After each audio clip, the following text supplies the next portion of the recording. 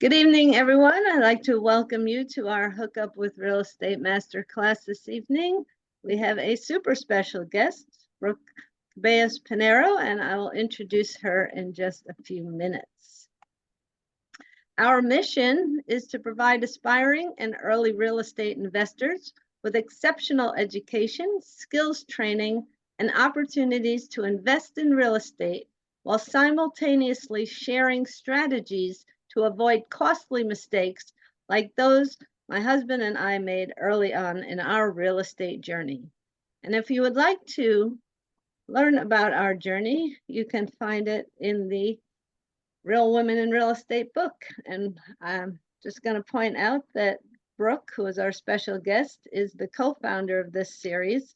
And there are 3 series. The next one is coming out on October 10th. So they're all really great stories, and I encourage you to either find them on Kindle or request a signed copy of volume 1 from me, 2 and 3 from Brooke. Okay. All right. Did want to point out also that my husband Ken is a New Jersey real estate agent, Northern New Jersey, that is. So you can find him on Weichert if you happen to be here from this area or in need of a realtor. Okay, we are part of the Legends Equity Group team. This is just a subset of team and some associates. Part of our development project is multifamily unit is here. This is us.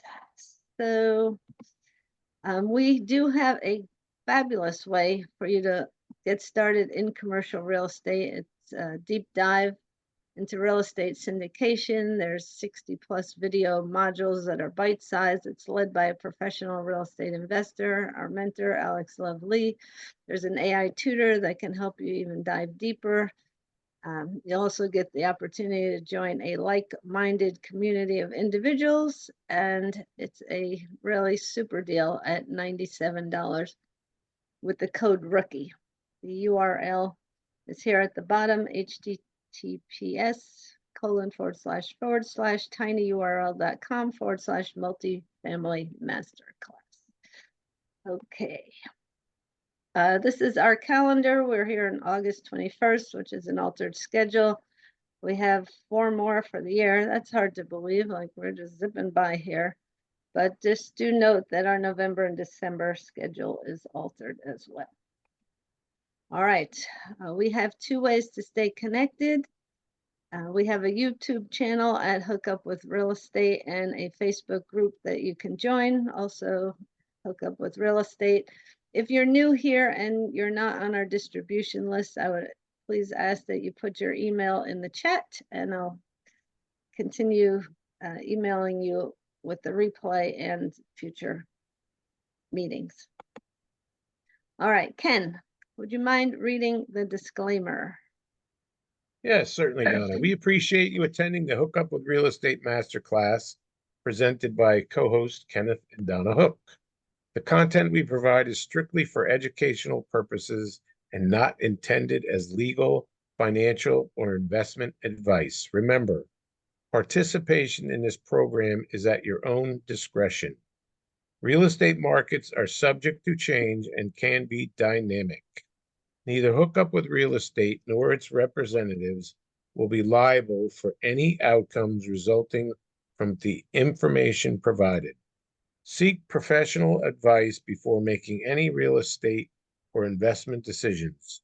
By attending, you consent to this event being recorded and understand that internet security is not absolute. Thank you. And one more thing, the quote of the day. If I have seen further, it's by standing on the shoulder of giants. And I can't see who it's by because my Sir Isaac Newton. Blocking it on the bottom. Sir Isaac Newton. Sir Isaac Newton. Thank you. All right, now we're getting to the really good stuff. All right, the introduction of our special guest. Brooke Ceballos-Pinero is a passive investor in 676 units, a sponsor in 481 units, 1 startup, a triple net and is currently flipping houses with investors to fund these projects. She's using her 22 years in corporate America and multiple masterminds to scale her investments and educate others, especially women and minorities, on how to do the same. She is the co-founder and author of the Real Women in Real Estate, or Rewire, book project, the CEO of Empower Capital, creator of Multifamily Momentum, and co-founder of Crack the Wealth Code. Brooke recently moved from Northern California to North Dallas with her family, where she still adjusting to all the construction, though the barbecue certainly makes up for it. So today we're going to learn how Brooke, a professional investor and mentor, leverages strategic partnerships and mentorships to successfully find, fund, and manage real estate deals, and to gain insights into scaling your portfolio and raising capital from real world experience. So I'm going to stop sharing and let's welcome Brooke. Thank you. Hey, Right. Good evening, everybody. What a wonderful intro. Thank you, Donna. Oh, you're welcome. So we're gonna pin you right here, so you're in the spotlight. All right, so let's just get started. Just tell us how you ended up in real estate. So I started in real estate. I got kicked off during COVID. So I was in AT&T. I was responsible for putting fiber into buildings and offices where nobody was working out of. I signed up for a mentorship with Grant Cardone. This was a sales and marketing mentorship. And at the end of that 1 year, he said, I know a lot of people know me as this sales and marketing guru, but I really get my success from real estate. He gave me a free VIP ticket. And this was in July of 2021. And I flew to Florida by myself.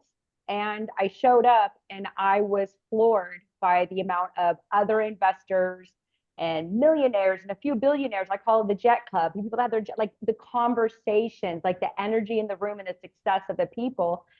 And when Grant offered the real estate club, it's a high ticket. I mean, it's $25,000, but I had just left AT&T and I had liquidated my 401k. I originally was going to put this in another 401k because I left AT&T after 18 years, went to Thomson Reuters for a few years.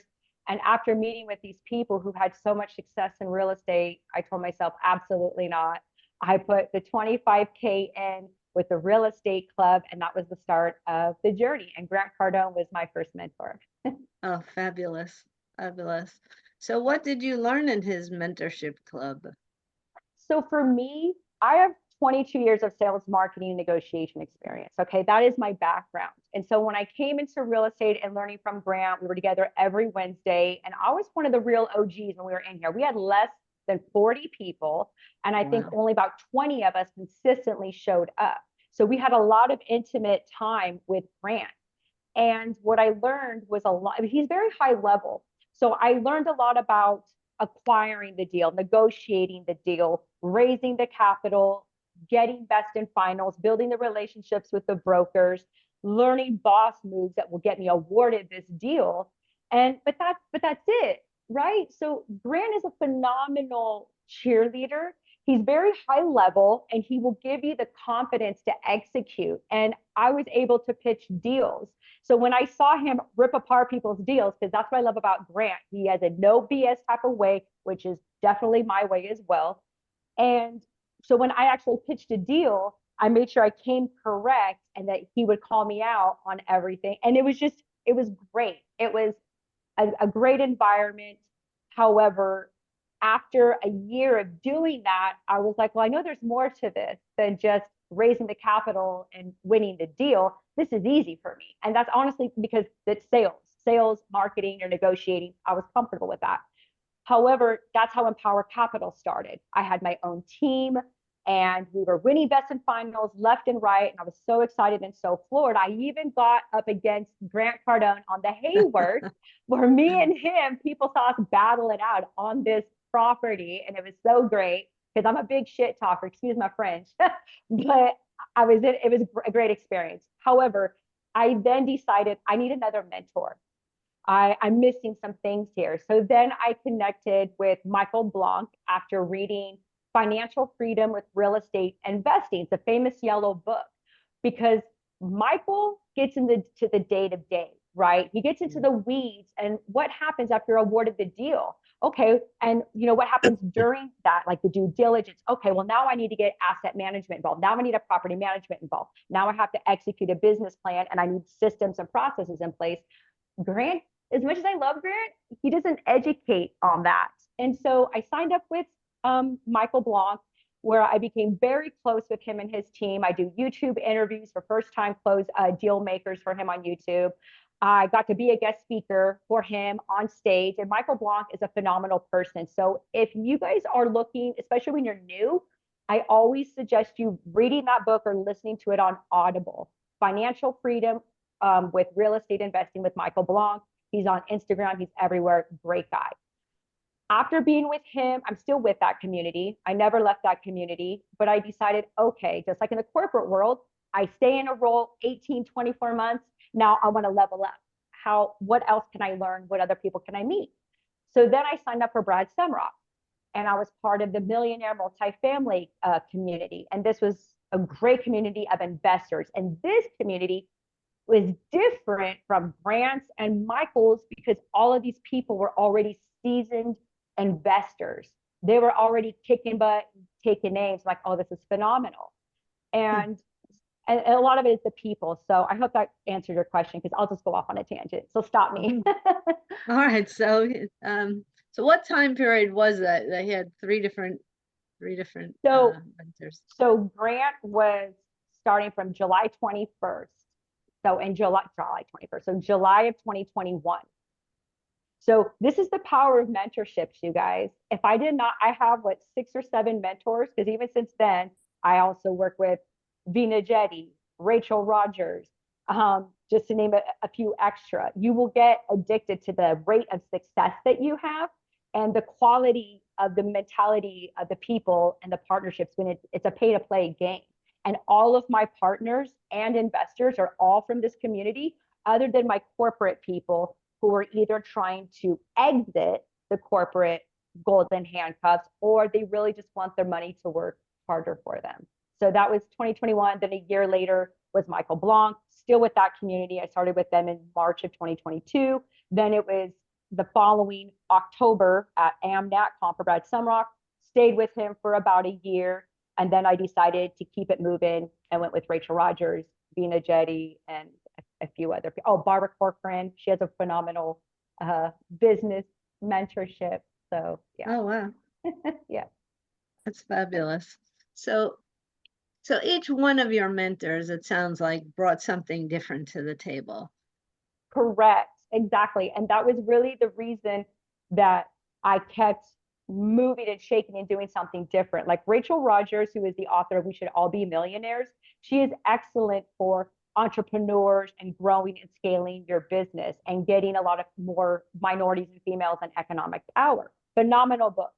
And then Vina Jetty, to me, she is the Grant Cardone of multifamily, as a beautiful, Asian woman. She has $1 billion in assets. So when I got she was helping me a few years ago before I even got to meet her on Clubhouse. And this is where showing up is important, you guys, whether it's in person or at these events and asking questions and getting a face to go with the name, because now I live 7 minutes from her and my kids watch her kids and my husband's go on bro dates and we're having brunch this Saturday. And that's just the power of showing up. And you need to have representation. And so I don't know if I answered your question, but every single one brought something different. When I grew and I realized, okay, I already know the people I want to work with, exchange information, and now I need to do something else. I'm stagnant, because if you're not continuously learning, you're going to get stagnant and you're not going to grow and you're not going to be successful. Yeah, no, that's great. Showing up is super key. So for aspiring and early real estate investors, if you could step back, though I know how your journey went, or we heard it, but if there was a mentor that you would start with, Michael do you Blanc. have- Michael Blanc. Okay. So Michael Blanc is phenomenal. So is Dina Jetty. So what I love about Dina Jetty is that everyone in her community has a massive heart and a servant mentality, and there is no competition, no weird. Like some people get really competitive and you think people are rowing in the boat, but they're actually poking holes in your boat. There's none of that. I would invite everybody from that community to my house. Like phenomenal people. And Vina Jetty has Let's Multi-Fi. She has her own community as well. So first time people, Vina Jetty and Michael Blanc, just listen to them and see who speaks to you, because not everybody's going to be your vibe. Yeah, no, that's a really important key too, is who do you resonate with? That's right. Correct. So finding mentorships and partner, it was a key to your success. So beside the education and the action, was there anything like the motivation to take action? Was there anything else that it did Yes. for you? That it did for me, or that you can share? so other than the mentorships and the partnerships, because this is not easy, you guys. I come from very humble beginnings and I was fed up.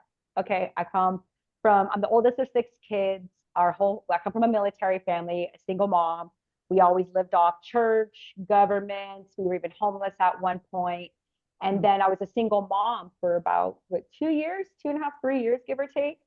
And when I had my daughters, and then I was married, got a divorce, and then being in the corporate world and seeing men or other people getting passed up, even though I was in the top 10 of a sales role, all of this stuff, and the bureaucracy and the politics that happen in corporate, you get to a point where you're just fed up and you're not willing to go back. So you need to have a why. You need something that's going to empower you, because when you're dealing with the mentorships and they're giving you all of these tools, you need to manage your day and you need to make sure the environment around you is supportive, because like I wrote in my second chapter for our second book is who are you in bed with?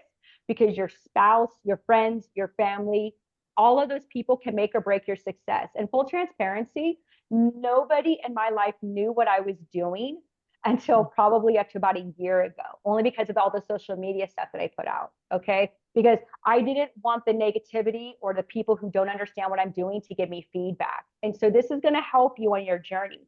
Do not tell people your goals and your plans, or ask for feedback from people who are not where you want to be, or are not on the way to where you want to be, because they don't get it. Okay, they're not going to understand. They're gonna, oh my God, people live in you need a bigger why than the money. I was making 6 figures in corporate. If this was about money, I could have stayed in the golden handcuffs of the corporate world, making a whole bunch of money, taking a couple of vacations a year, and being micromanaged by my boss in an Amex corporate card. No.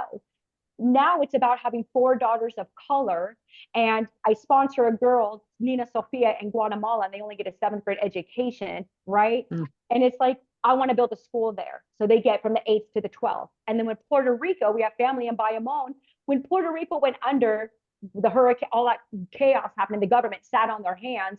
How cool would it be to be able to cut a check, $50,000, $30,000, here's some generators, here's some food trucks, and not think about it?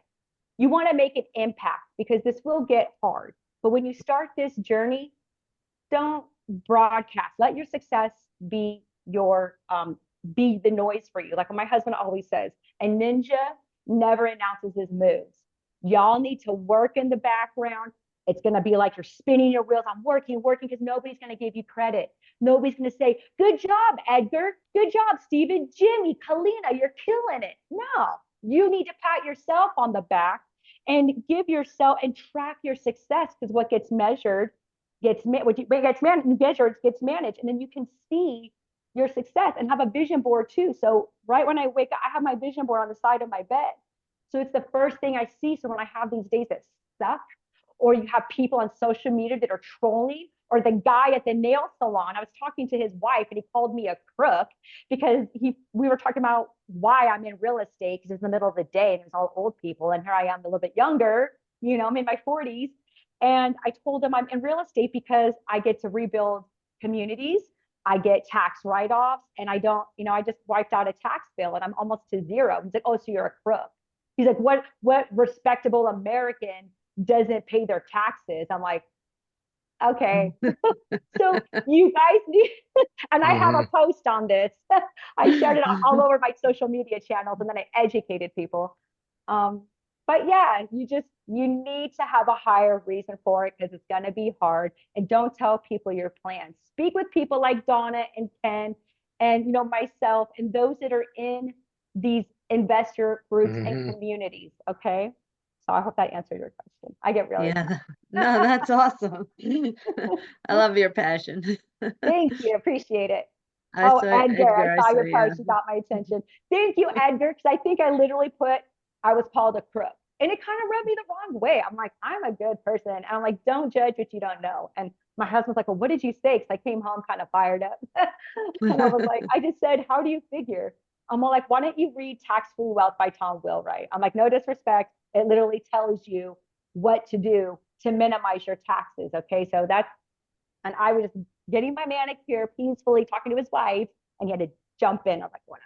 Yeah, and let's say his wife never got paid in cash either, right now. I'm just saying. Like, and she was like, "Oh, that's really interesting." He's like, "Oh no, you're a crook," is what you're saying. I felt like saying, "Oh, nobody invited you in this conversation," but I'm like, "Keep your peace." But yeah. All right. So I know you have some, you know, we always like to talk about like how you find the properties, how you raise capital, do asset management. So let's just start at the beginning. Like, how are you finding properties? You're doing fix and flips now, right? So, but you've done multifamily, so let's just talk about it all. So originally I started with multifamily. And the way I did this was I went on websites such as JLL, Marcus and Millichap, CBRE, Berkadia. I signed up for all of their newsletters. And then when you view these properties after you do some napkin underwriting, a little high-level napkin underwriting, just to see if it's something that you could purchase and afford and raise capital for,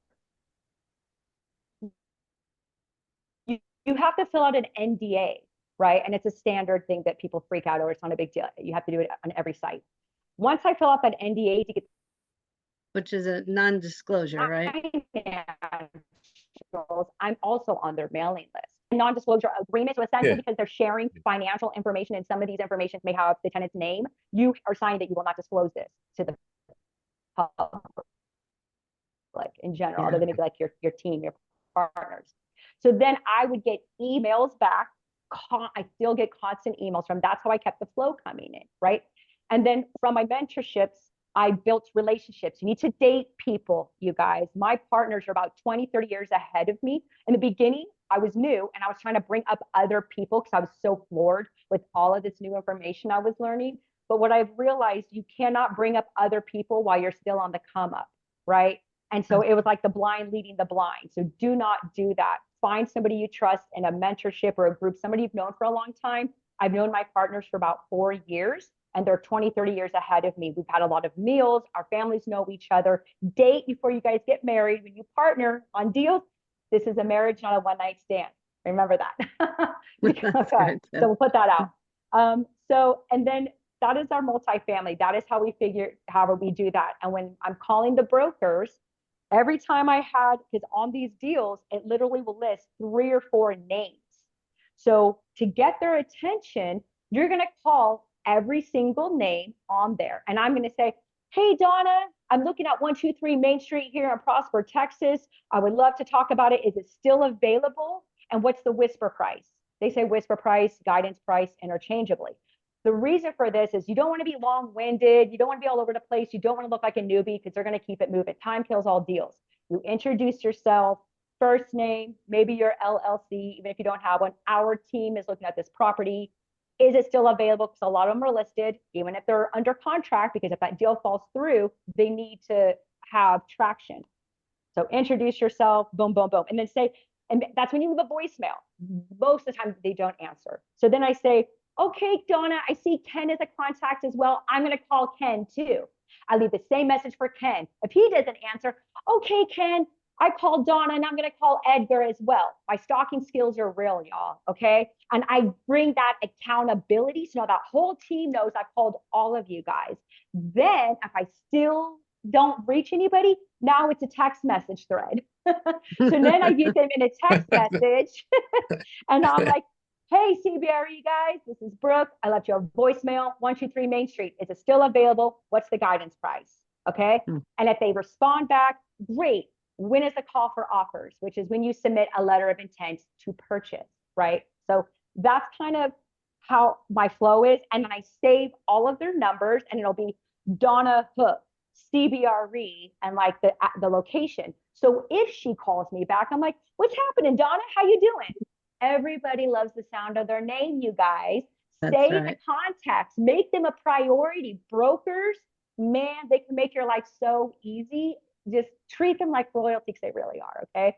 So that is what helped me with the multifamily. And then I would fly. I was constantly flying to Texas, the Carolinas, Florida, even New York to meet investors and toured and these properties to meet with the brokers because I wouldn't invest in California. Stay away from the blue states, you guys, because they're not landlord friendly.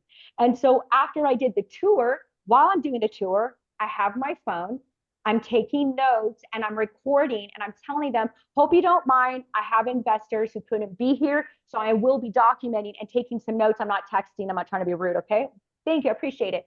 And I'm taking notes and documenting because I know for my investors, I'm going to be sharing these pictures. I'm going to be sharing this information while I'm game planning. How can I provide value to this property? Afterwards, I invite them to coffee or lunch or dinner, depending on the time of day. If it's a large deal, like the 131 or the 316 units I was going for with Jeff Dunn. Big shout out to Jeff Dunn at CBRE. He's the head chairman. He didn't want to give me any time, but he spent an hour with me. I brought his team some donuts and I flew to Connecticut. That's a whole nother story, but treat them because they can put their name on you. Okay. So that is excellent for multifamily, and constantly follow up and say, okay, once you've done that, follow up. What can I do to be awarded this deal? Now you've built rapport, you're cool, you're friendly, you show that you execute and get it done. Then say, how can I do? And they'll tell you, hey, Brooke, man, this guy is coming this way. Or, hey, man, this is his priority. Or he's going through a divorce. He doesn't even care about the money. He just wants to close in 30 days. You don't need to do EMD money to close, but if you can get this in 30 days, I bet you I can get this awarded to you. Make them your friends. So those are probably some of the best tips I can give you for brokers, right? And lead with what is in it for them. Don't be take. Just check in and say hi. And when you're done, I also recommend the Thanks platform, THNKS. And it is an app where you're doing business with gratitude. My investors are familiar with this. My corporate clients are familiar with it, and all my brokers. It allows you to send you have a card connected to it, and I can send them coffee for a week or thanks a latte. Here's a coffee and a treat. Thank you for your time. It's a cute little note with a little gift card, $10 or anything on up, just to show a token of your appreciation and to be top of mind. So that in multifamily is really my forte, y'all. So that's where majority of my tips will come from. And then triple net is really hands off. So I don't have a lot of tips for that because my partner, Julie Roy, who's been in the business for 25 years, the developer comes to her, the lawyer and the developer work together. And then Julie and I just raise capital and execute. We get contracts done and make sure everybody gets paid. And then you don't do nothing because the triple net, the tenant, the Starbucks and the AutoZones and the Taco Bells, they cover taxes and insurance and everything else. We own the land and building. We just get paid and split the rent every month. So that's I don't really have any tips for that. Just be friends with me and Julie. Be friends with you and Julie. The flipping community, and this is probably one of the let me give you two more investment ones. Flipping is something I've only been doing for a few months, because I was invited by Tommy Jones, Wealth Through Real Estate, last October to speak on stage for Invest Like a Girl. And this is a Black and brown community where they're trying to grow wealth in real estate. And there was an article where Forbes put out that the Black wealth will be gone by 2053, and the brown wealth is 10 years behind if they don't change habits and start, getting more financially secure. His community inspired me so much. They bought all of our books. I think myself and Shirley Baez, Bibi Offrey, and a few other authors brought like 50, 60 books. The community was so enthralled seeing females in real estate. They bought all of our books, you guys, and we still had to ship some out to other people. And even the men were buying them for the women in their life. So needless to say, I was inspired by this flipping community, packed up my house. 6 months later, I moved from Northern California. We were living in Roseville, Rockland area. And now I'm in North Dallas. I live in Prosper. 3 months. And we finally have our flip. And now we're taking those profits, and 80% of those profits are going back into the Starbucks that we're getting in Q4. And we're just reinvesting everything. And we're showing this community and the world what is possible with real estate. So that's a whole nother topic. And I'm trying to be cautious of the time. If you want tips on flipping too, great, but I'm still on my learning curve. Yeah, we'll talk about that down the road then. Yeah, so. All right, that's cool. So in terms of raising earnest money or, risk capital before the deal closes, are you putting up the money or finding investors to put up the money? Any tips there? Yes. So yes, and yes. So full transparency, when I first started, 2021, raising capital was a breeze. It was so easy. I was able to raise 36 million from a Friday to a Monday morning. It was simple because people who are seasoned investors, they don't want their money in a bank. So when they find somebody they know, like, and trust, and the deal is solid, and the people that are running the deal are solid, they're literally throwing their money at you. Okay.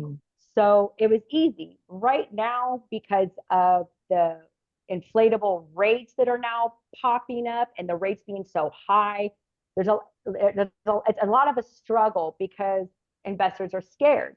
So, and I'm going to put that out there. It's a lot easier when I started. This year, the last couple of years, it's definitely been more difficult.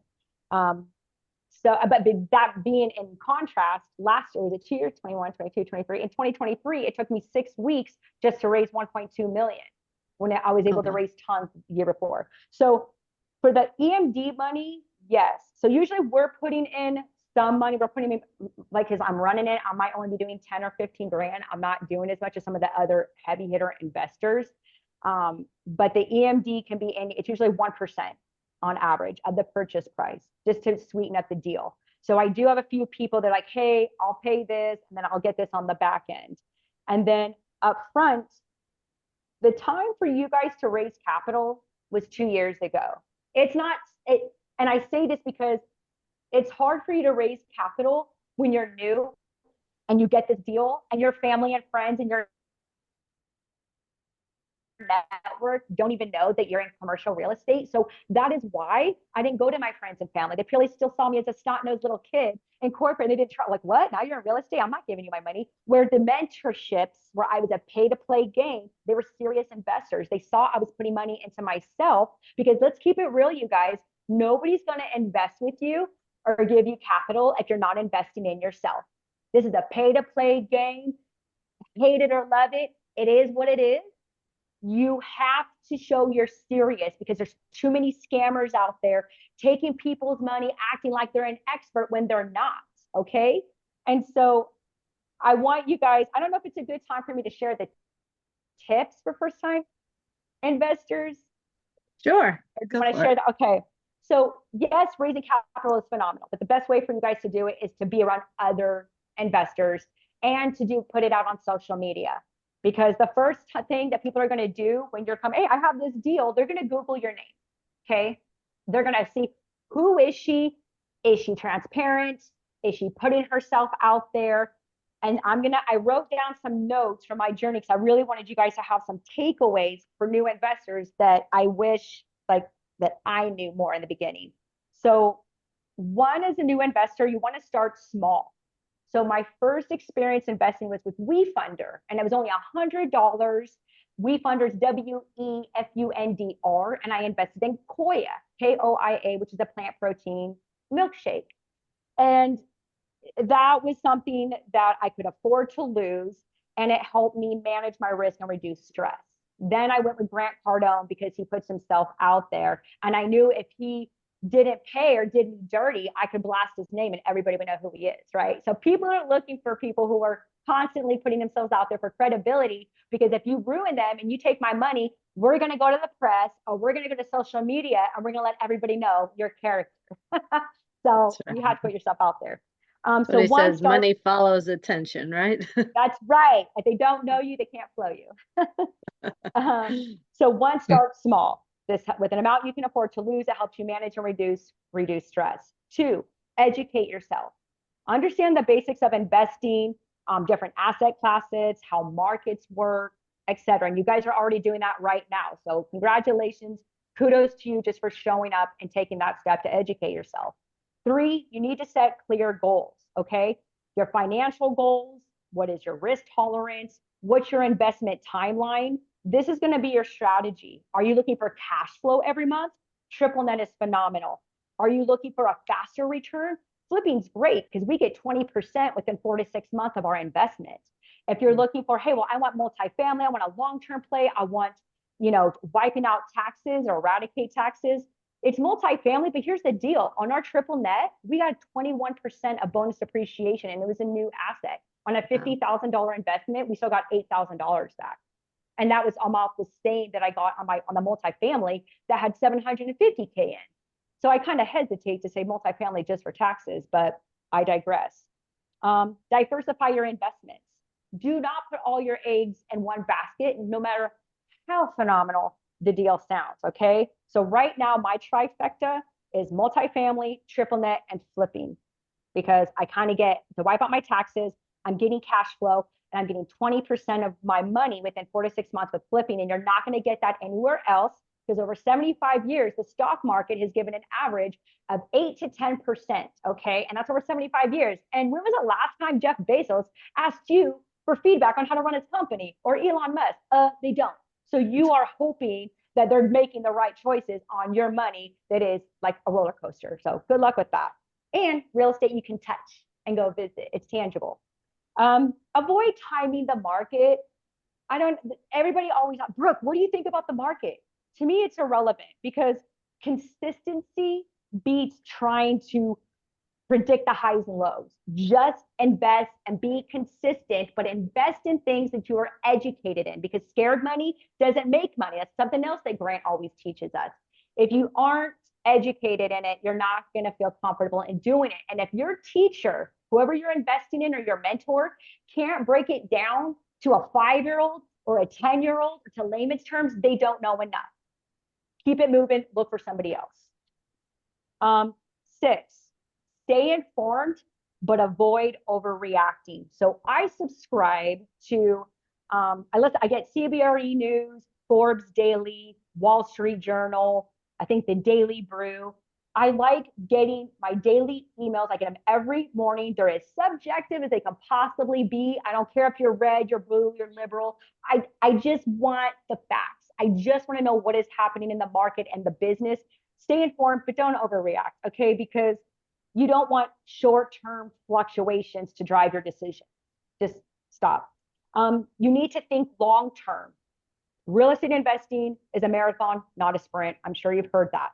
But patience and discipline will often lead to better outcomes, okay? Meet with a professional. Donna mentioned this and Ken mentioned this in the beginning. Have a tax strategist. People who are investors are meeting with their tax people at least once a month, if not once every couple of months, and saying, hey, this is the amount that I'm making right now. How much do I have to invest to wipe out this tax bill? You should not be meeting with your tax people just once a year, because then the bill comes, you're like, oh shit, I have this huge bill, and now it's too late for you to do anything, okay? So meet with your tax professional consistently, and they'll help you craft your strategy and help you minimize some of the tax burdens. And of course, review and adjust. Every quarter, I like to look, okay, where am I at? Where am I going? Has my personal situation changed? You know, am I making more money? Am I making less money? And then I'll go to Jose, who is my tax strategist, and say, hey, this just happened in my life. Now I have this high tax bill. What should I do? So as a side note, one thing I do suggest, once you get to November or December, and if you have a business, there is a code, section 179 in the IRS tax code, that if you purchase a vehicle that is 6,000 pounds, you can get a $30,000 tax write-off, but it has to be used at least 50% half of the time for business. And because vehicles are such a horrible investment, at least get it 3 years old, okay? Because that's what's making people poor. Cars, phones, and diamonds. And this is per Forbes, you guys, or Wall Street Journal, Forbes, one of them. And so stay on top of your money and your goals. Have your mission and vision and values aligned. Have a vision board. I have reminders every day that go on my phone that says, I am an investor. I'm an investor, and it helps me fine tune my spending. Is this going to give me a return on life, which is what Julie says, one of my friends, or a return on my investment? Or the second I walk out with this, am I losing value with it? Right? So get that investor mentality going. And pretty soon, when people see how well you're doing and the decisions you're making, they're going to come to you. And that's your goal. You don't want to chase investors. You want your success to emulate that vibe, right? And then they're coming to you, Steven, what are you doing? Edgar, Jimmy, Kalina, what are you doing? That's your goal. I hope that helps. No, that's all great. So let me just pause here and see if anyone has any questions for Brooke. Yeah, because that was a lot. I'm working up the sweat here for you guys. Thanks for joining me. So Texas humidity. I get the Beyonce with the hair, but then I also get the glow, right? The glow, right? That's what we call it, instead of just I sweat. hear you. I hear you. There was something I was going to ask you about, or now you were talking about your triple. I mean, so we're invested in triple net. We're invested in multifamily, and we own single family. So, but it is a long-term game, definitely, because that's where the appreciation comes in. Well, and single family is, and here's the thing, you guys, I don't have a real estate license. You don't need a real estate license to do this. I was 40 years old when I started. So don't say, oh, I'm too old, I'm too young. I don't have a real estate license. I was 40 years old when I started. I had a bunch of a corporate community, and I never had real estate experience prior to this, except for owning my home in California, which I sold to move to Texas a few months ago. And so why do I tell you that? It's because when you go into these mentorships and you are paying to be a part of it, people take you more seriously. And then you spend time with them. And now you're learning from them. And now they're partnering with you and taking you along the ride for them. And now that I'm doing flips and I'm speaking with all these people in residential, it's hard to scale. And I don't want to be a landlord. I just want to make money faster so I can get more multifamily and triple net, so I can travel, and be there for our kids' volleyball game and be free. You don't want the $1 million, you guys. You want the $1 million lifestyle, and that is freedom, to be free. Remember that. Absolutely. Well, our mindset shifted after we've been in single family for a long time. How so? Yeah. Well, because the one door, and then you have one vacancy, and then you're spending 10 grand to fix up a house, and you lost all of your profit, every time you have a vacancy. So we just wanted to get into something like a multifamily where you don't have to worry about that as much, right? And that's great. And but see, you now have self-reflected, and you're like, okay, I don't want to do this. And there's some people that come to me and they're like, well, Brooke, should I start in resident? No, I didn't start. I went straight into multifamily, but I paid for a mentorship. And people always say, I don't have the money, Brooke. Okay, hold on. This is my favorite one, you guys. Like, you had a 6-figure corporate job and you were getting commission. Okay, kill that note. One, do an audit on your finances. Check your credit card. So I had an Apple card, and I thought I'd canceled some of these subscriptions. I obviously wasn't doing a very good job at staying on top of my credit cards. I had over it's like $860 something of subscriptions. And I just thought it was like my utilities, because PG and Pacific Gas and Electric in California will kill you guys. Okay. And that was coming out of there too, like $500 a month. So I didn't pay it no mind. But then I realized, no, it wasn't on there. It was the Netflixes, the Disneys, the Hulus, my Athletic Greens, my Momentum, so many subscriptions that were still charging me. So you know what I did after doing this audit and seeing unnecessary expenses, which we will touch. I know we're getting close, because I was able to leave corporate. I retired my husband in 18 months and me in 26 months, and we'll get back to that. I literally had to cancel. I have 3 credit cards. I canceled all of them, and I canceled my debit cards. So they could not charge anything. So they would come to me. I was tired of calling these companies and, oh, you had to jump through the steps. Are you sure you want to cancel? Yeah. Okay. But once I reported everything stolen, and they're like, oh, are you sure? No, you guys, no, go away. Then they were coming to me. It was a lot easier. Yeah, That's a little pro tip. chasing you, right? Instead of you Yes, chasing them, right? you haven't paid your bill and you're getting I all these know. pay calls. I didn't want you anyways. I canceled you like 2 months ago. Go away, please. Fabulous. But bottom line, if you guys want to leave your day job or corporate, I knew when I met Grant in July of 2021, I was going to leave corporate. Okay. I did the financial audit. I paid off everything with my commission. So I lived off the base, all my commissions paid for my mentorships, and paid off everything. I didn't want a car payment. I didn't want a credit card. But the bad thing I did, it was a beans and rice budget. So I put like 12 months aside for utilities, gas, insurance, cell phone, mortgage, and everything else was paid off. So when I left corporate, when they gave us a second demotion and I was having to survive off this money, I realized I didn't have any fun money, which drives my kids and my husband crazy, because I'm like, no, I need 12 months to survive while I'm trying to build our business. So I would highly suggest putting some fun money aside. I paid off everything. I was able to get all of our bills to around $3,000 when our bills originally were about $8,000. It's like $7,484, because I'm not a big spender anyway. Yeah. Oh, it takes a lot of discipline, but that's why I have all the reminders. I have my vision board. I'm an investor, and I constantly surrounded myself with people who were investors and that were light years ahead of me, because y'all, if you're the smartest person in the room, you are in the wrong room. And I'm telling you, you're going to walk away from friends and family and small-minded thinkers, because they're not going to understand your hustle. They're not going to, and I have.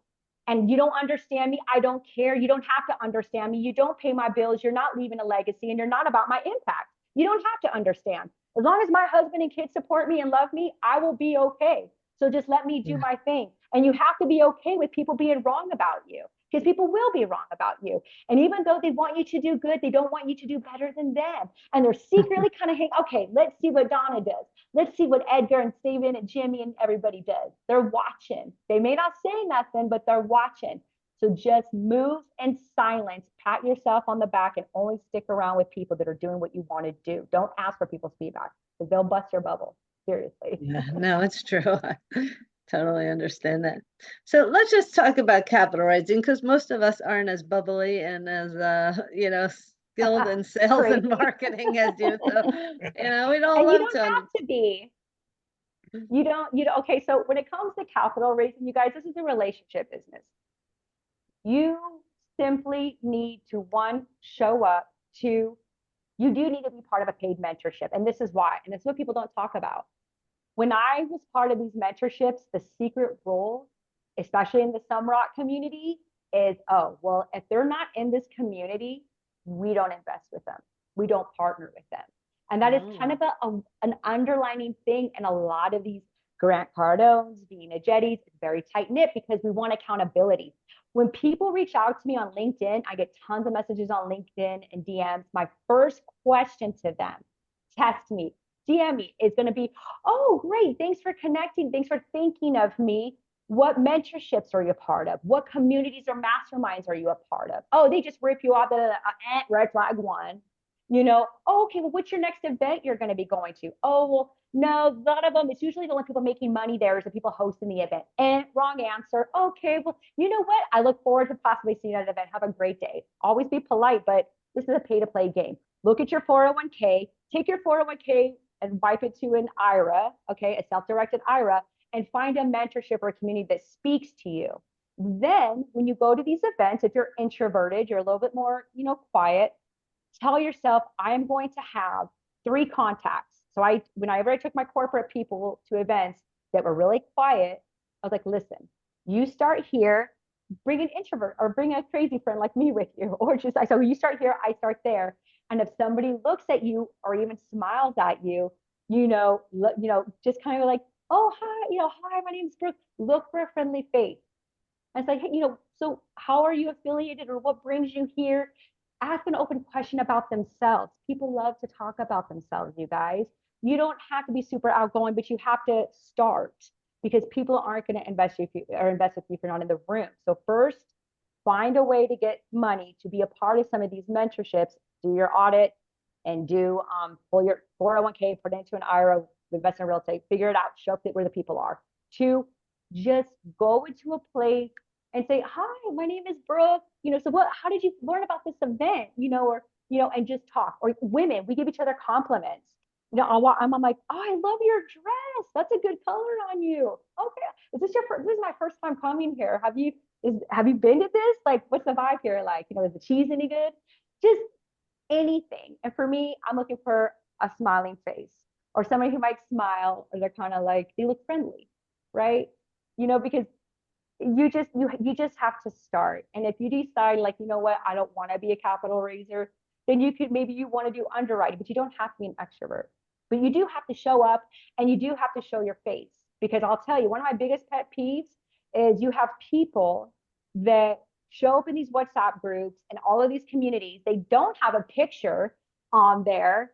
They just slam, oh my God, here's my event, here's this, here's that. They never lead with value. They never answer any questions, but man, they're the first one to say, I need capital for this, I need capital for that. And it's like, first of all, you don't even have a picture up, okay? Second of all, you only show up to take, okay? So you can be providing a value. If you want to be blessed, be a blessing. Think of other people. Leave with value, be a learner. Hey, I heard you're great at this. How did you get started? And go from there. You don't have to be super out there, but you just have to be out there, starting by showing around the Zooms, showing your face. So when I do see you at an event, I'm like, hey, Edgar, hey, Steven, I saw you at Donna's. Was it Donna's event? We need to know who you are.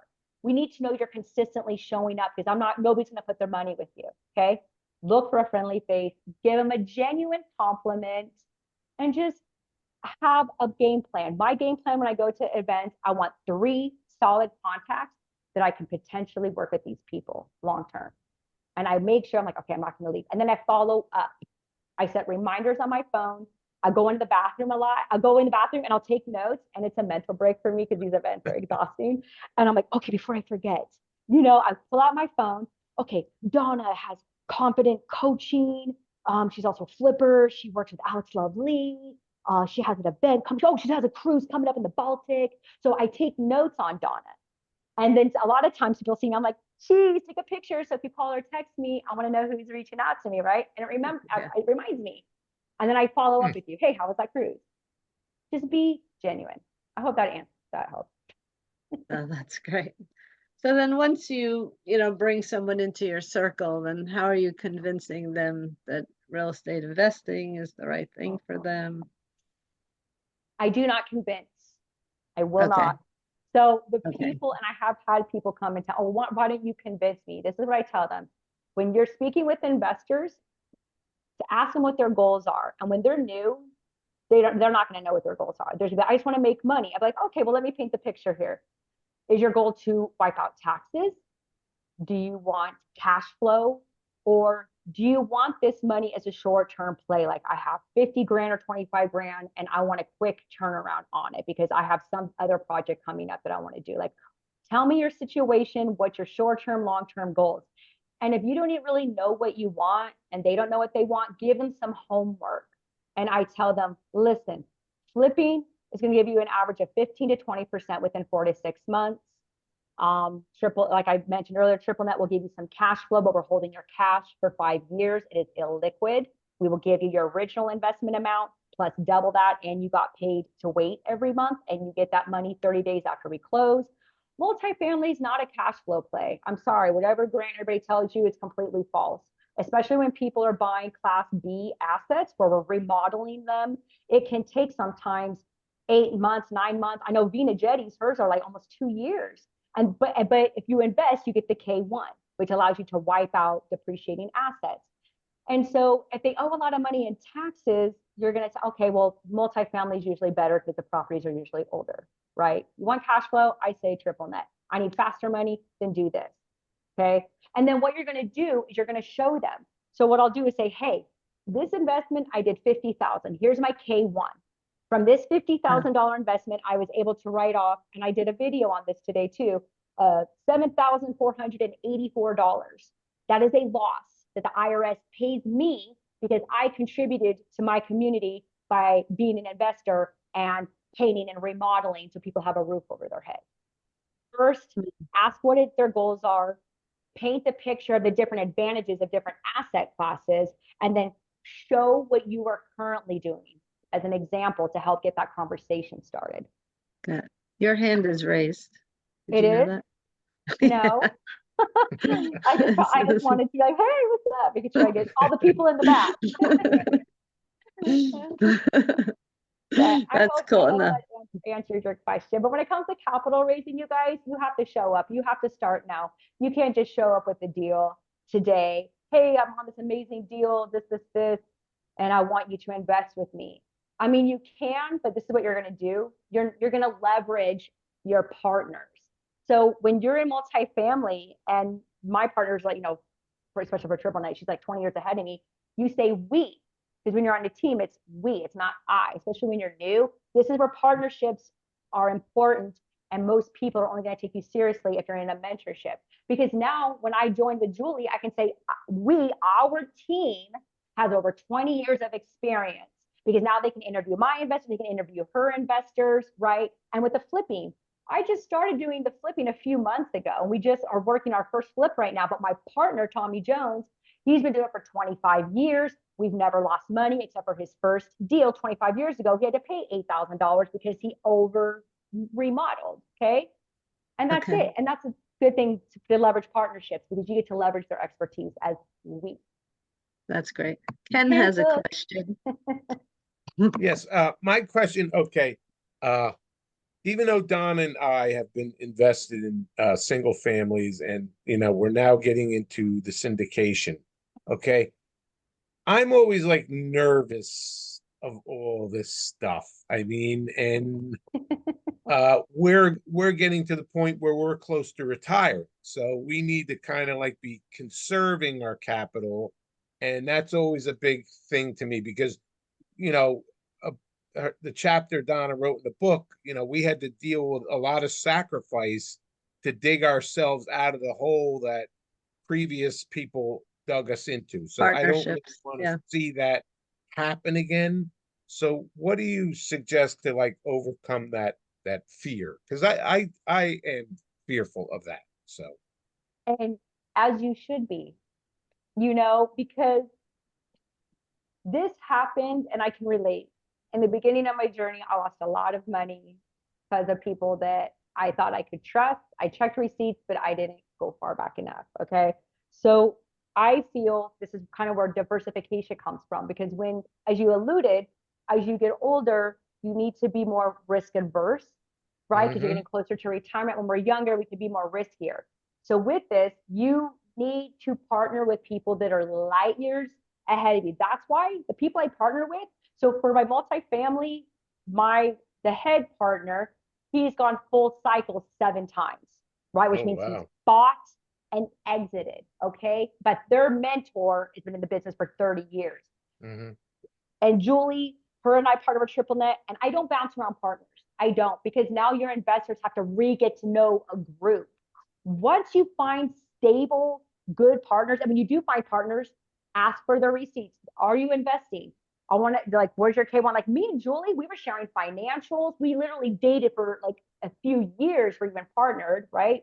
And we spent a whole weekend about our mission, vision, alignment, showing our financials, what our goals were, before we even decided to partner. So you need to make sure somebody is way further ahead of you, look at their track record, and you need to know, okay, well, if I'm putting this much money in, what is my role and responsibility? Because this is something else that I feel a lot of teams are at risk for. They're bringing people in just for capital, right? Instead of leaning with roles and responsibilities, because when you bring in people just for capital, that's an SEC flag, right? If you're reported, you know. So all I could tell you is find somebody that is further along and that you can interview their investors, see what their delivery is, because every relationship is great in the beginning.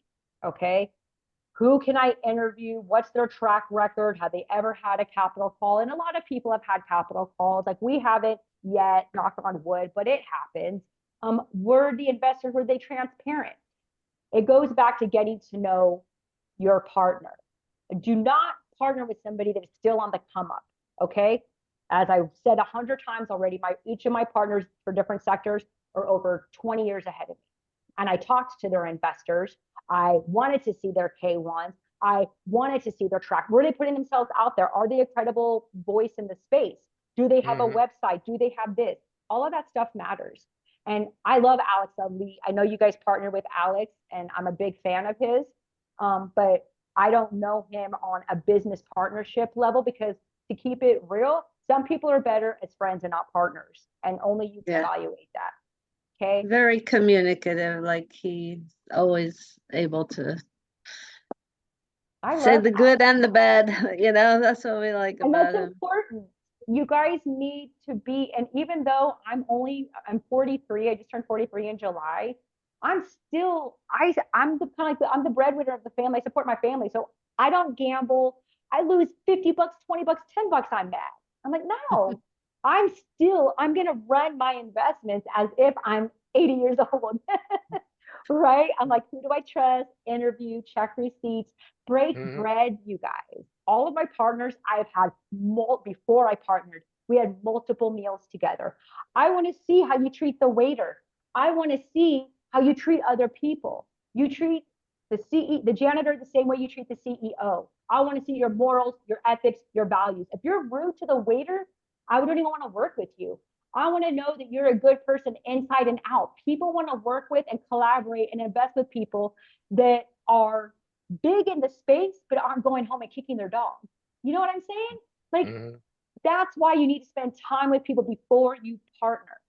And watch their body language, watch how they speak. What does your gut tell you? Women usually have a great intuition. If my gut tells me that there's something off about this, I'm not doing it. And I don't know why, but I'll walk away. You have to feel good about it. You have to feel confident. And that's the bottom line. Spend time with them in person. Make sure they're further ahead. They're putting themselves out there. They're credible in the space. I want to see K1's receipts. What investors can I interview?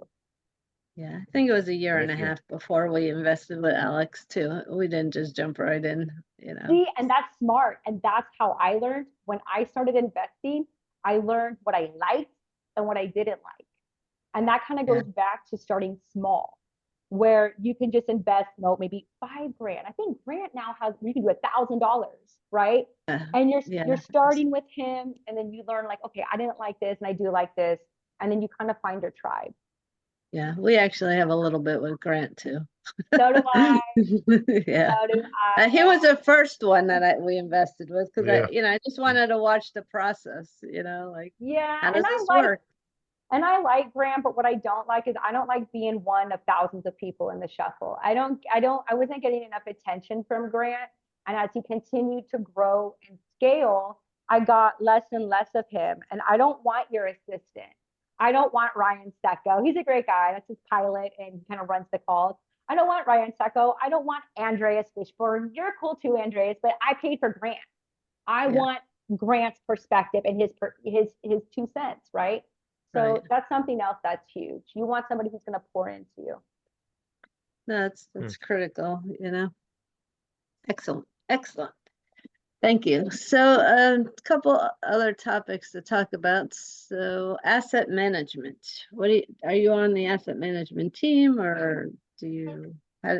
Our team, so asset management depend on, we have different people that handle the asset management. So my biggest play was touring the properties, doing best and finals, raising capital, interviewing the tenants, helping with due diligence, and then after closing, pop-up mystery shopping with them, and then ensuring things were getting taken care of, working with the property management team, working with our marketing team, community outreach. Are we still making or retaining the clients? Because as we all know, it's easier to retain people than find new people, because that is my background, a lot of the sales, marketing, and negotiation. So I'm working closely with the property management team as well as the beginning, parts of the middle, and then now we're kind of stabilizing. So now we have the weekly calls with the property management team, the GPs.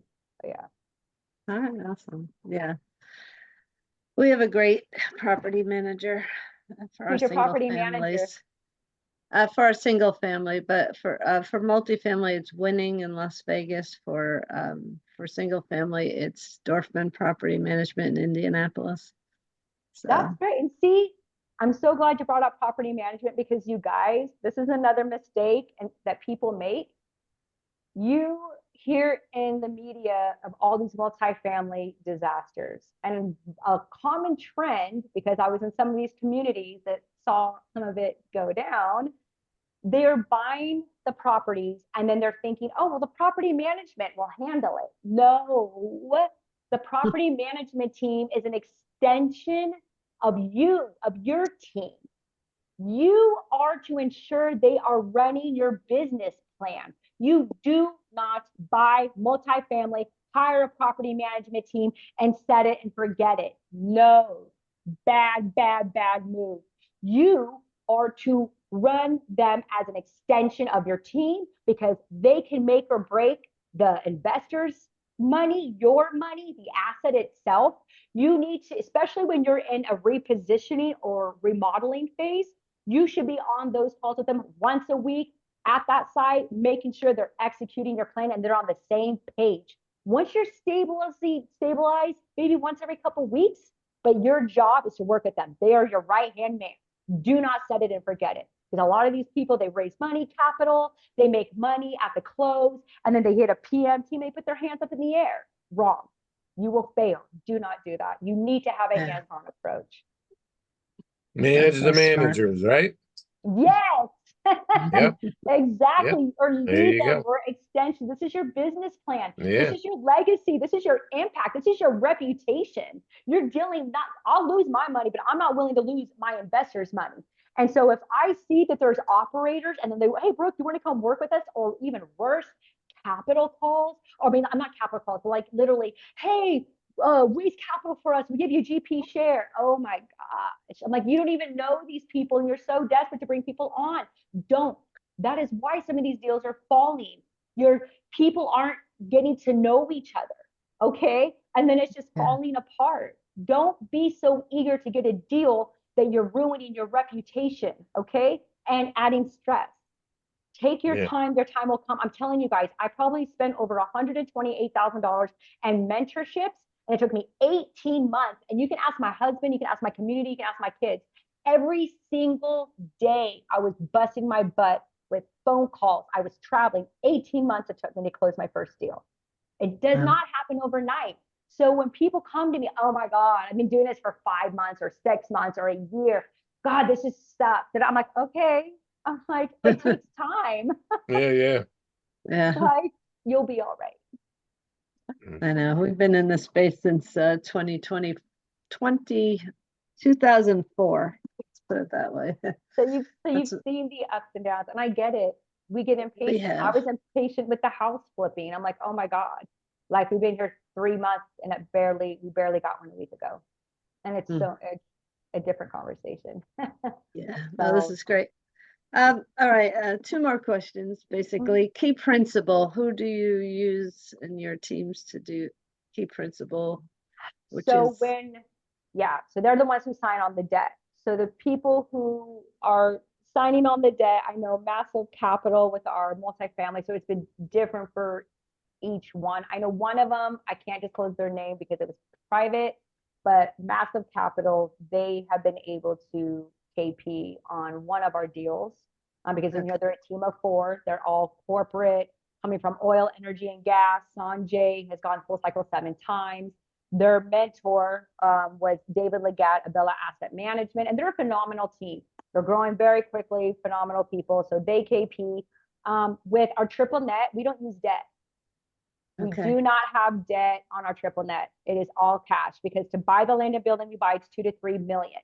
And then people like Starbucks, Taco Bell, AutoZone rent from us, and we share those rents. So for example, the Learning Center in South Lake Center, I think it's like 415,671 a year, give or take, and it's split among us. But because it's only 2 to 3 million to buy, there's no debt on these. When it comes to the flipping, it really depends, because we either pay all cash, like the one we have right now is cash, 105K, and we're putting 50K in it. And my partners are myself, Julie, and Cecilia, right? So there's no debt on that either. The only time I've had to use debt is because is multifamily, and it was massive capital that signed on it. And the first one I think was a private person, the other one that we had.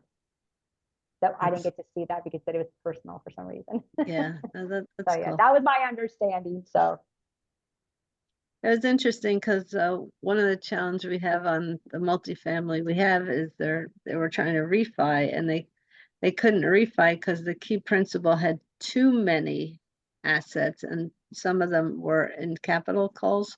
So the bank wasn't happy with the fact that he was key principal. So they had to use a different one. And I think most people are willing to be a KP or a key partner as long as it's a non-recourse loan. Okay. And because most people are getting 10%. So when you come to somebody that is liquid, and for me, a lot of people don't want to be liquid. They don't want to leave their money in the bank. Well, one, they're only insured for up to 250K. And anything that you're putting in the government thing is kind of scary, in my opinion. Most people I know don't like having more than like 100K in the bank account.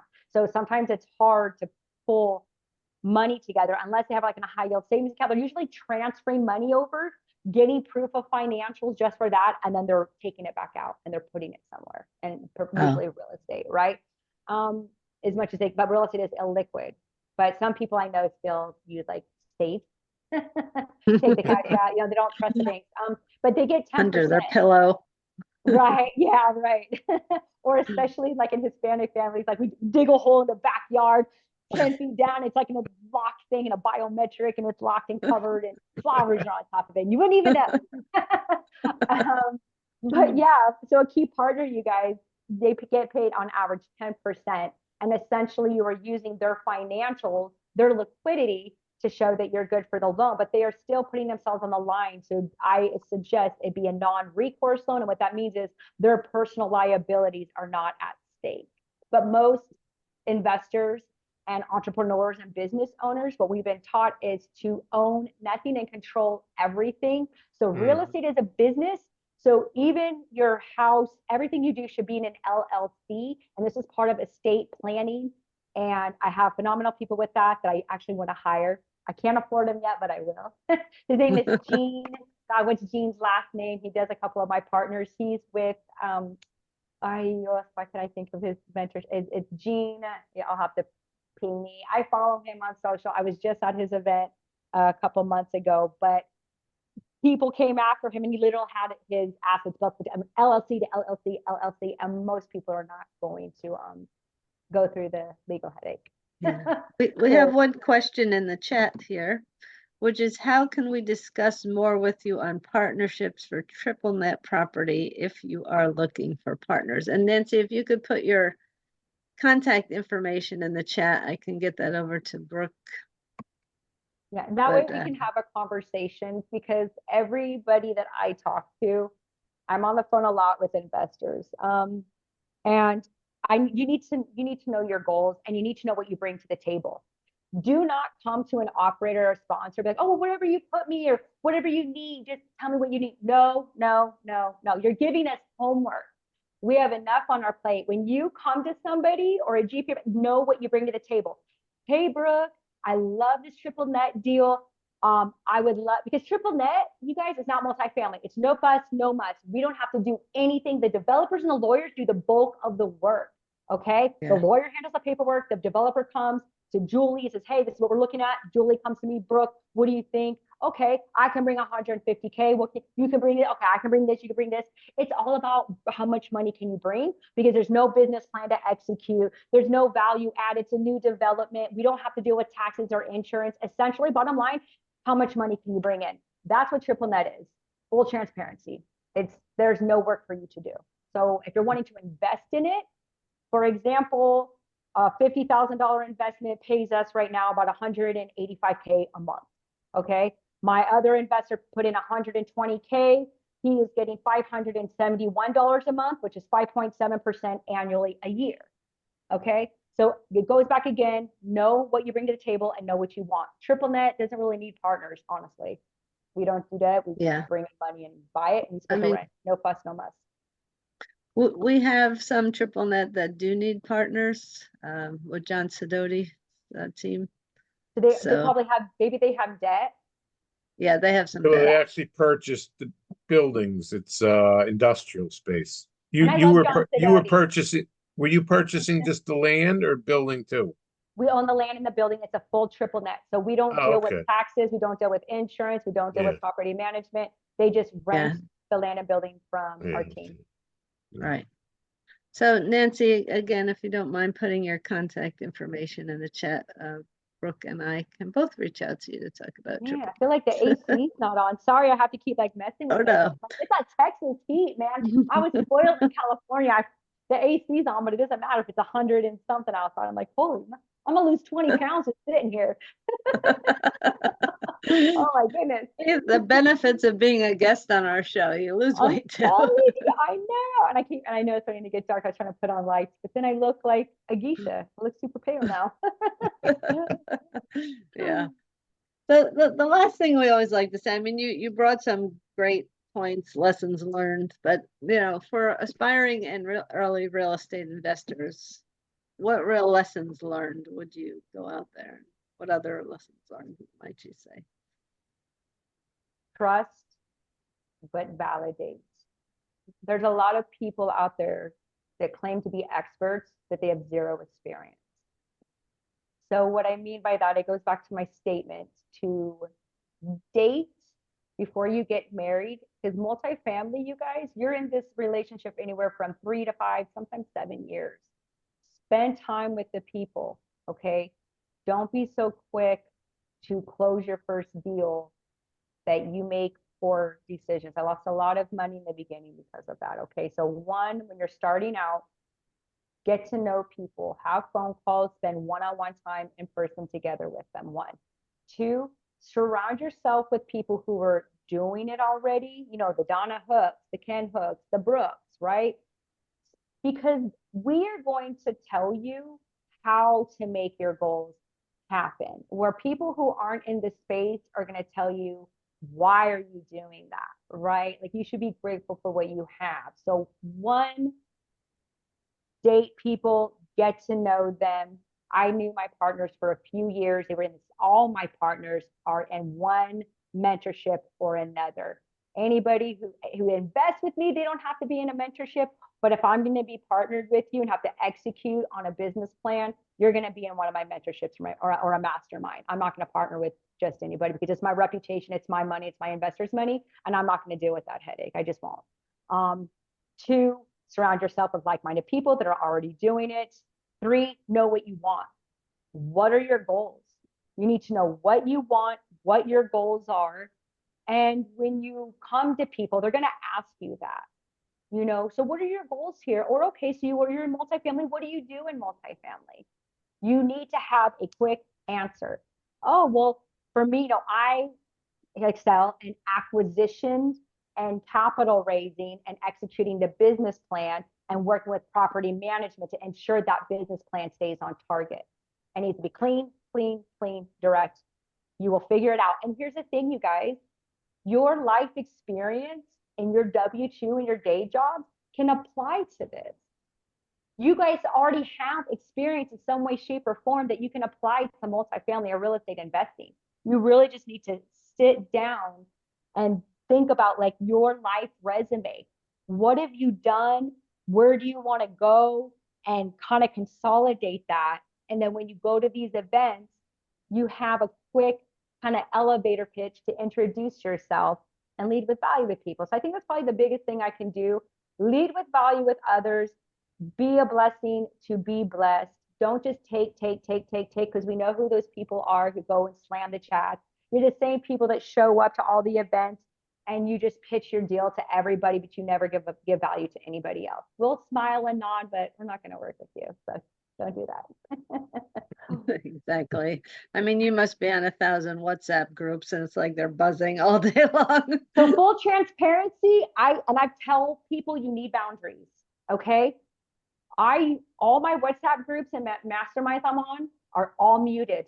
Every single one is muted. I go on my time and I live on Do Not Disturb. The only WhatsApps that are not muted are my active partners. So Shirley Baez, Rewire 3, my Rewire family, and our multifamily investments to be updated on. So I think there's only 4 that I have unmuted. I will go, and then I set timers. 10 a.m. and 5 p.m. is usually when I'm checking emails and social media, because I get behind when I tell people to DM, because you guys need to respond to people and be engaged, because this is a relationship business, right? But when I live on Do Not Disturb, nobody can get through unless you're my kids, my husband, my ex-husband, or DoorDash. So you will not get through, because this is a lot and you have to focus, and nobody's going to hand it to you guys. Okay. You have to want it, know what you want, show up, show your face, and lead with value. And if you took anything away, that's probably the biggest thing. When you show up, you beat out 90% of the rest of the population. That's awesome. Sorry, my chair keeps creaking. I hope the noise cancellation is. Yeah, it's Don't hear a thing. Don't hear a thing. All right. We have 4 minutes left. Edgar, any questions, comments, feedback? Emotional outburst. Did you learn something today? Where was your first? Tell us. Brooke's amazing, and I like to keep following your content. Thank you, Edgar. I appreciate you. I've seen you around. I've seen you. Thank you for showing up. I appreciate you. I have you on LinkedIn too as well. I've recognized your face, so I'm happy to see you on video. Thank you for all the knowledge you just shared. Of course, you know what? And that's, I think, the best part is that when you help people, it fills your cup, right? Like, and that's why I tell people that, and I know Alex are part of this Course in Miracles, and I'm not overly religious. I try not to talk religion, but I am very spiritual. And I feel you need to have a higher power. You need to have faith in something. And I don't care who you pray to. I don't care if you're Buddhist, you're Muslim, you're this. Have a higher power to have faith that everything is going to be all right, because we are all one regardless. And so what I mean by when I say we are all one is that when I bless you and I help you, in return, I am helping myself. Okay. So it is an honor to be asked to be here and to help other people, because in return, it's actually helping fill my cup, because we are one. And I feel humans are more connected and more alike than we are different. So I appreciate you. Thank you. Jimmy, any comments? Jimmy Khan. I was just with Jimmy the other day. So true story. My girlfriend Gargi, who's in New Zealand right now, we've been friends for over 22 years, corporate and AT&T. Jimmy works with her too. He's corporate. His other boy's corporate. And we had a brunch together at their friend's house, and we were eating. And Jimmy and Mohammed was like 21 questions and this. And she's like, I have a hair appointment. I have to get out of here, Gargi. And she's like a 30-40 minute drive away. She came from California to, be with me for an event. And I'm like, Jimmy, you are phenomenal. And I love the questions. I tell him, please ask away. This is my vibe. I get energetic off of it. I go, Donna Hook, who not only is a friend of mine, but she's also one of my co-authors, has a webinar. And I told this to all my new investors I've been speaking with lately who are really hating corporate right now. I'm like, come show up. It'll be recorded. Ask any of the questions. Because this is the first time Jimmy met me. And so I'm like, maybe you won't like me. Maybe I suck and I'm mean, and just listen to my vibe and come hang out and ask questions. So I hope, Jimmy, you got a takeaway. I didn't see Mohammed here, but I'll send him the recording. No, thank you very much for including me. And I was really impressed. So I guess let me turn on my camera as well. I just, You're sitting Came back sideways, from babe. work. There you go. So I did met with Brooke last week, and I'm just fan of her. And then we did exchange a couple of text messages as well, and just trying to learn. It's a lot, it's what she said, that show up, learn, and nobody's going to hint. So that's one thing, and I'm just trying to, learn and see if I can put, the pieces together and compare apple to apple. So I guess it will be a learning curve, and I will learn. Yes, Yeah, you will. And you that's the will. first part, is just showing up and listening to the podcast and reading the books and showing up to the free webinars. And then you'll find somebody that really lands with you. It may not be me, it might be somebody else. And then you'll follow their content. As I mentioned, Vina Jetty, phenomenal. Michael Blanc, phenomenal. If you even Google their names in Spotify or Apple Podcasts, or even my name, it'll come up. And it'll show all the podcasts that we're all on, providing feedback to everybody, so take advantage of that. And then if there's any events they're at or any communities they're promoting, you can decide, you know what, I like her vibe, or you know what, she talks too much, or she's too energetic, I don't know about her. I'm gonna go with Michael Blanc. Need a nap after her. No, I'm just Yeah, kidding. you know what? And it's cool. I always tell people I'm not gonna be everybody's flavor, and that's okay. But I'm also not willing to dim my energy or my light. Like it's something I'm very passionate about, because it has literally changed my life. This is something that's not taught in schools, you guys. I was taught to go to school, go to college, and I did get a corporate job, fancy house, fancy car, drop money on things that don't really matter, and loving things that can't love me back. And everything is government funded. And then I'm paying all of these taxes. I'm like, this is not cool. And then when I started reading and seeing what the 1%ers were doing and how they were investing their money, this allowed me to retire my husband after 18 months. I left a 6-figure corporate job in 26 months. I feel free. And I've been a full-time entrepreneur. October 6th, it'll be a 1-year anniversary.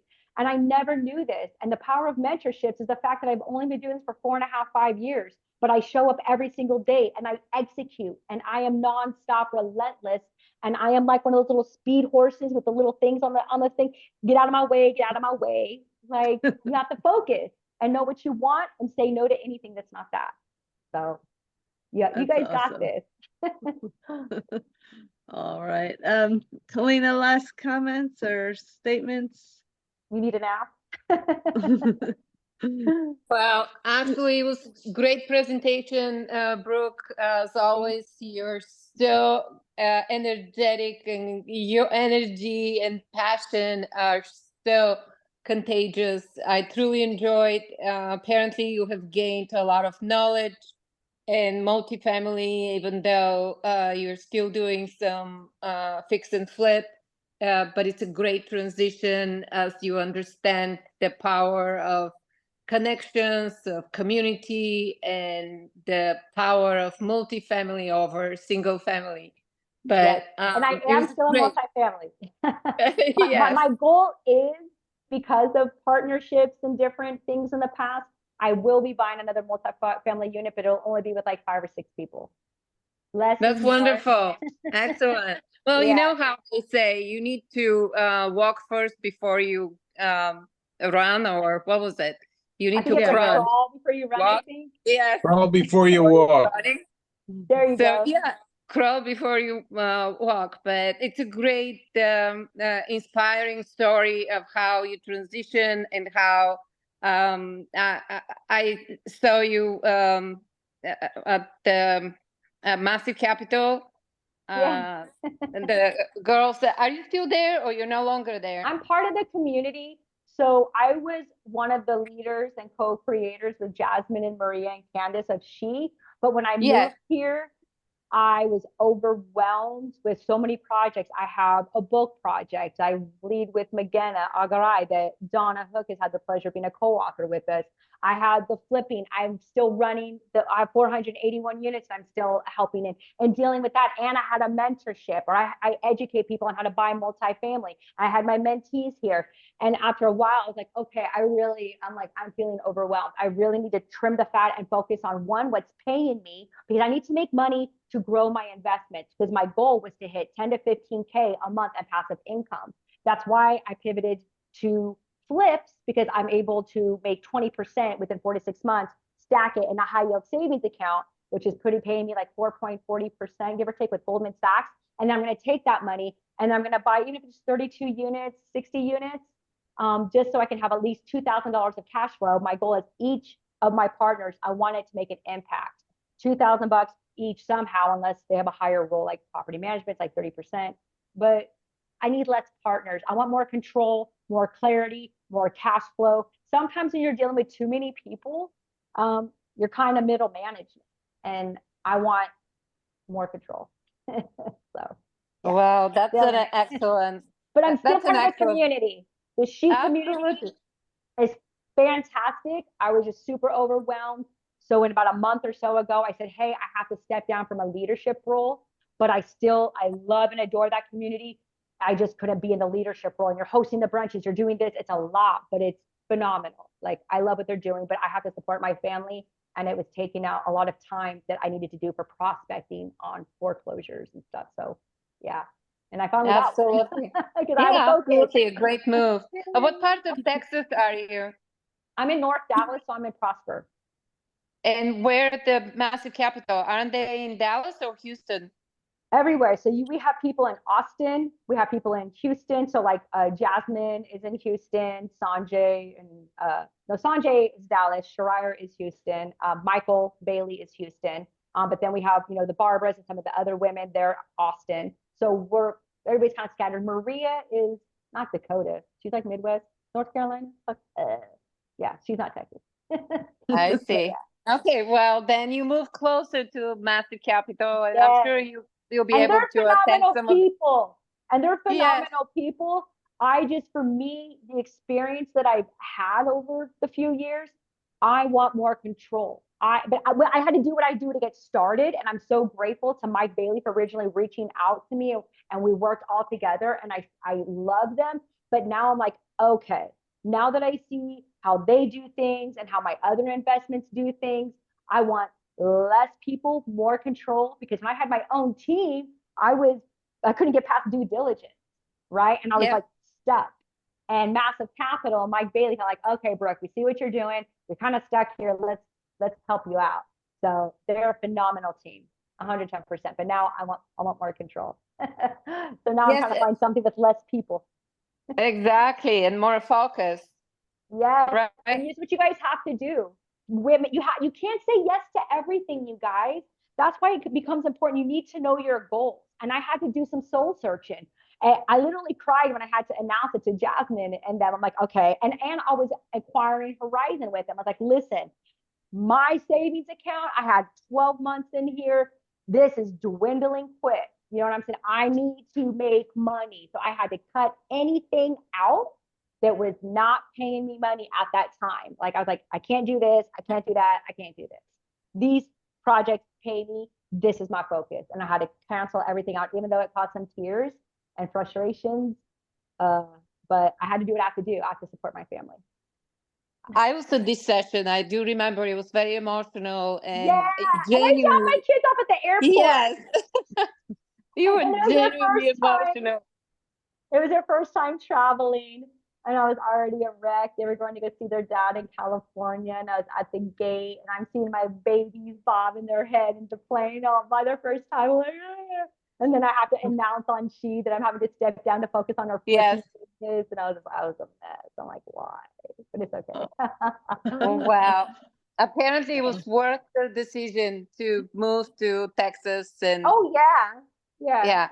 Other than the construction, I hate the construction. Everything else is great. The people are great. I love the barbecue. People are very friendly. Your money goes a lot further. God, I think gas, I paid $2.84 the other day. California is paying down near $6. I'm like, this is ridiculous. I know. It's just like, it has gold in it. Like, what's wrong? Why it's so expensive? I know. I lived in Austin for a certain period of time, and I know the ambience, the vibe of the people. What was it? Travis Lake. Have you been there? No, and I haven't been to Austin yet, but I've heard Austin is a phenomenal place. Like, It I is can't wait to beautiful. go. I want to go to Houston. I want to go to Austin. Like, I've heard so many great things. I've just been working. I am overdue For a vacation, my husband reminds me all the time. My kids keep me super accountable, and I normally don't do these in the evening. I've started scaling back, but I love Donna. So I keep telling the kids, I promise I won't do too many, evening things. Usually we're having dinner, we're watching a movie and spending time, because like my husband will tell you, he goes, gee, I'm a honey badger. I will work from 6 a.m. till 10, 11 o'clock nonstop, and I will lock myself in a room, and then I'll hunt houses. And my husband's like, hi, do you remember me? Aw. Because we both work from home. He helps me hunt, and I'll wake Excellent. up to a stack of pre-foreclosures or tax situations. I'm like, dang, man. And then but focus. It's right, not yeah. easy. And make sure you let your spouses and your partners and your kids hold you accountable, because I'm doing this for them. And if they're miserable or unhappy, then what the hell am I doing this for? So they're really good at telling me, like, Mom, we haven't had a mommy and me date, because I have dates with, my husband, and then my individual daughters, my 16-year-old, my 12-year-old. My mom, like, we're on like a month, or something. Or my husband, like, hello, when are we gonna have a date night, babe? It's been like a month. Did you forget about me? I'm like, sorry, babe. Like, you need that, because I will just work. Stay on my man. Yes. I know he's out there. Balance. Almost done. Yeah. Balance. We Balance gotta is move on important. because we're over time, but Okay. thank you, Kalina. great. Nancy, Thank you, and any Kalina. last comment, or Nancy, you're the last one. Any last comment or question you want to add? I don't know if Nancy's still there. Nancy? All right. Well, I'm gonna stop the record. Oh, wait, here she is. Driving. I'm just gonna say I'm driving. Sorry that I'm not able to participate too well. It's in and out of traffic here. Driving, listening Okay. in. Thanks for showing up. We appreciate you. Yeah, thanks. And I'm actually quite interested in if y'all are doing JV ventures with the triple net. I've been looking at properties myself in Arizona associated with that. So whoever's Beautiful. So if involved. you are looking at that, so we work with phase 1 developments. So if you see anything that's phase 1, and we work with those that have a corporate guarantee, because it secures us. All of our companies that we work with have a 1 million corporate guarantee. So those are the AutoZones, the Taco Bells, the Starbucks. And the reason for that is because we will not lose money unless all of these businesses, so for example, Starbucks, we will not lose money on Starbucks unless all of them go under for the whole country. And if they do go under, we get $1 million guaranteed to us. So we only do phase 1. So if you're looking at new land and development, we look at fully triple net, and it has to be a phase 1 development, brand new. So it's gonna be brand new. So it's not something that's already up there. Multifamily is different. Multifamily does not have to be brand new. We look at B class assets, because when corporate wealthy, in the A classes, if they get demoted or lose their job, they go to a B. And when the C class assets start getting promoted and do better financially, they move up to a B, right? From a C to a B. So we always go with B, and usually maybe, 80. Sorry, sorry, that's the little dog in the car. You're good, babe. Hush, shush, shush, shush, shush. All right. Shakti, Well, stop. thank you, Nancy. We'll be I in touch. was gonna ask you, are Oh, you go ahead. at all interested in, like, what I'm looking at is medical office buildings, medical practice buildings that are already triple net, that are and so but so you all are only doing new development, is that what I'm understanding? Okay. Correct. And are you looking at for like capital investors? Is that for triple net? well? Yeah, it's more just for investors or somebody who has access to investors. So financing came to me